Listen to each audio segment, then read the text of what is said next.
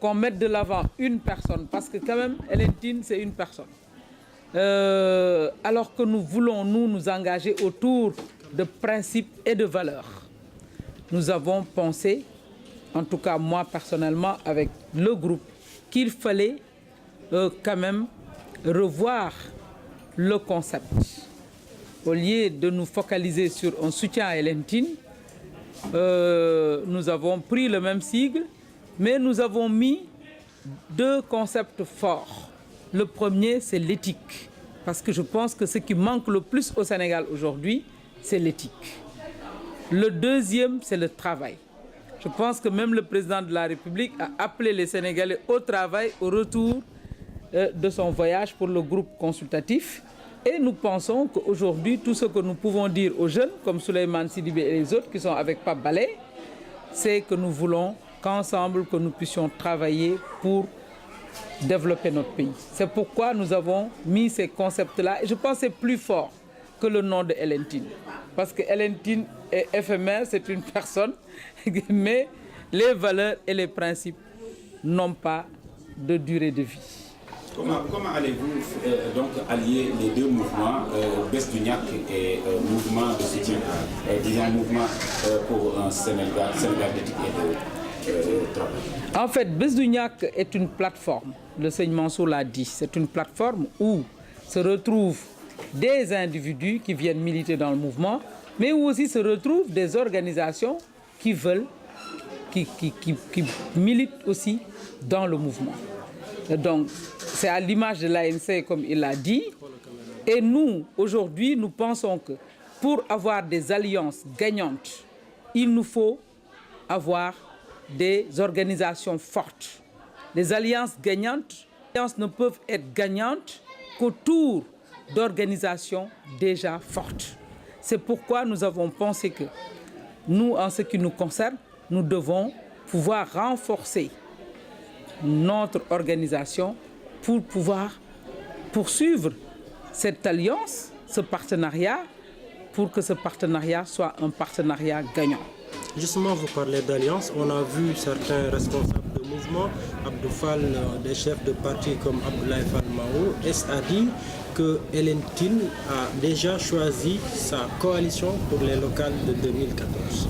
Oui, vous savez, je l'ai dit à plusieurs reprises, aujourd'hui, si nous voulons redonner espoir aux populations de Thiès, si nous voulons libérer la ville de Thiès, nous devons aller aux élections locales autour d'une large coalition.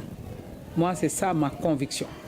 Nous devons y travailler pour cela. C'est pourquoi je salue la présence de Abdou Fall qui a un mouvement qui s'appelle Andou Naoulé, de Abdoulaye Fall Mao qui a un parti, et d'autres qui n'ont pas pu venir parce qu'il y a eu quand même, c'est le début du mois, il y a eu beaucoup d'activités qui font que d'autres ne sont.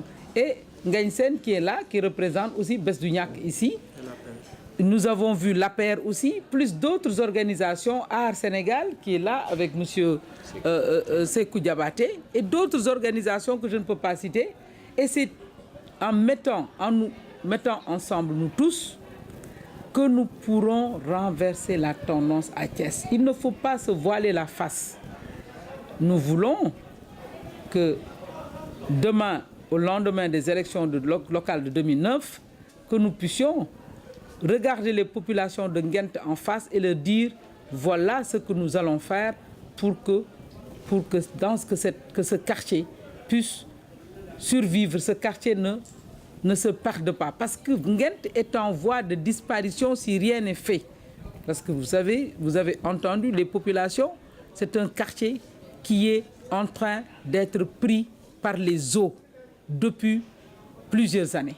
Et nous voulons ensemble, c'est ensemble que nous pourrons renverser la tendance. Donc, nous y travaillons et nous espérons que cette coalition forte, en tout cas, verra le jour. On n'a pas beaucoup de temps parce que d'ici le 9 avril prochain, il nous faudra mettre en place les listes pour les locales. Et vous savez, un des intervenants l'a dit, quels que soient les milliards que nous allons amener dans ce pays, quels que soient les milliards, On parle aujourd'hui de 3 500 milliards venant du PSE, mais si nous ne mettons pas de l'avant des Sénégalais patriotes engagés, des Sénégalais porteurs de valeurs, d'éthique, qui mettent la morale au-dessus de tout, nous ne pourrons pas les utiliser à bon escient et nous ne pourrons pas les mettre au service des Sénégalais. C'est cela la réalité.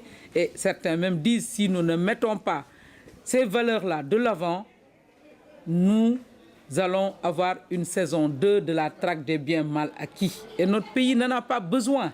C'est pourquoi aujourd'hui nous pensons qu'il nous faut prendre tous les dignes fils de Thiès et les dignes filles de Thiès pour qu'ensemble nous puissions renverser la tendance et redonner en tout cas espoir à cette ville. Alors, le 8 mars, c'était hier, des femmes ont émis le vœu et le souhait de mettre des femmes à la tête de toutes les communes d'arrondissement.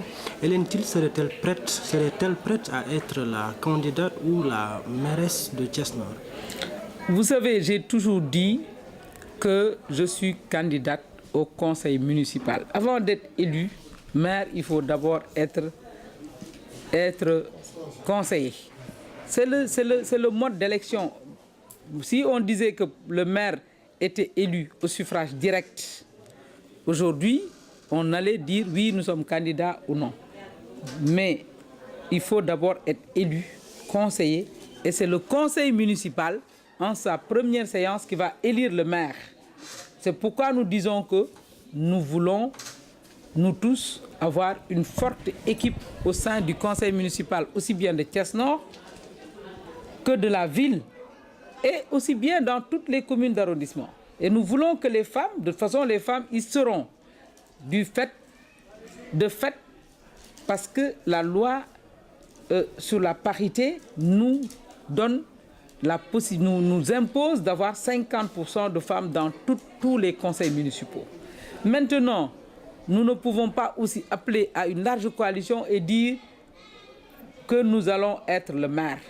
Ça veut dire que il faut qu'on prenne de la hauteur, que nous puissions dire nous allons ensemble et que nous puissions nous asseoir ensemble pour dire voilà l'équipe que nous allons mettre en place. Et si les gens me font confiance, nous, en tout cas, je ne reculerai pas. Je pense que les femmes sont aussi valables que les hommes. Et l'histoire, en tout cas, le montre de plus en plus. Et nous sommes prêts, en tout cas, à porter toutes les charges que les populations de Thiès ou les gens avec qui nous allons cheminer vont nous confier. Les élections locales vers lesquelles nous allons, il y a l'acte 3 de la décentralisation qui sera en branle, ce qui veut dire qu'il n'y aura plus de mairie d'arrondissement, il y aura des mairies de plein d'exercice. Ouais. Est-ce que quel type d'appel, quel type de discours vous allez développer pour davantage pousser les électeurs de Thiès-Nord à s'engager réellement? Quand on sait que Thiès-Nord, c'est très vaste. De Polytechnique à... Le CI, je ne sais pas. Ouais. Kermod Ndiaye. C'est très large. Ouais. Alors, est-ce que vous êtes préparé à pouvoir continuer l'engagement de toutes ces populations-là? Nous avons déjà fait la cartographie de Thiès-Nord. Il y a 10 quartiers à Thiès-Nord. Il y a 19 quartiers. Thiès-Nord va effectivement de l'université de Thiès, parce que Thiès, Sapco et Thiès-Nord sont du côté de Thiès-Ouest.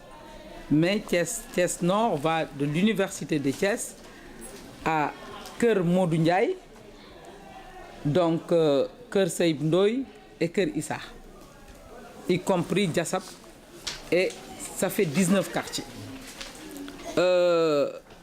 Le message que nous lançons aux populations, parce qu'on leur dit toujours qu'avec l'acte 3,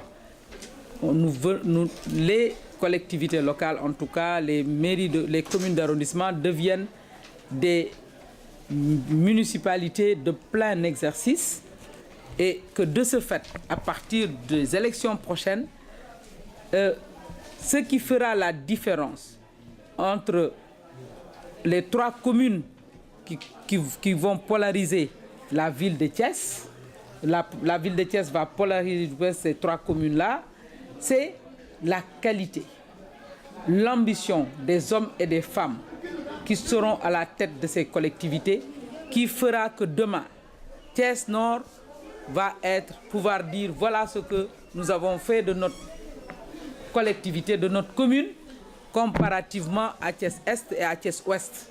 Si nous mettons des hommes qui ont de l'ambition, qui mettent l'intérêt général au-dessus de tout, des hommes et des femmes qui mettent l'intérêt général au-dessus de tout, je pense que demain, Thiès Nord, qui regorge de beaucoup de potentialités, c'est l'une des communes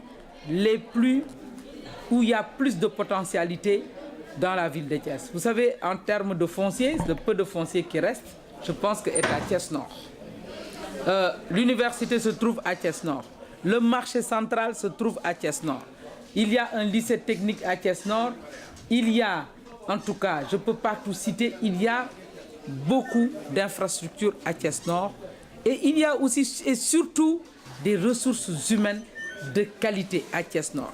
Des hommes et des femmes engagés qui travaillent et qui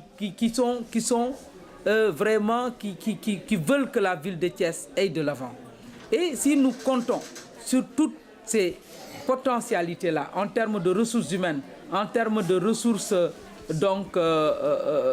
naturelles, en termes de... Et il y a une zone semi-urbaine à Thiès Nord, avec tous ces villages ratassés qui sont autour. Je pense que le message que nous leur lançons, c'est que nous pouvons faire de cette commune-là la plus belle commune de Thiès demain, si nous nous appuyons sur tout cela, sur toutes ces potentialités-là. C'est le message que nous leur lançons. Leur dire qu'il faut qu'ils en fassent leur affaire, aussi bien les jeunes que les femmes en fassent leur affaire et qu'ils se disent que c'est l'avenir de leur terroir, de leur commune qui est en jeu à partir des élections, parce qu'avec l'acte 3, on nous a redonné tous nos pleins droits en tant que commune et nous devons pouvoir, en tout cas, répondre demain devant l'histoire pour dire que nous avons pu, en tout cas, faire avancer cette commune-là et nous avons pu en faire l'une des plus belles de Thiès. Voilà, Madame Thielentine, excusez-nous de revenir un peu en arrière. Vous avez été la première vague de députés femmes qui ont donc réalisé la parité au niveau de l'Assemblée nationale, entre guillemets, disons. Aujourd'hui, s'il y a un bilan à tirer par rapport à votre présence... Cela peut être, Étienne, le thème d'une conférence.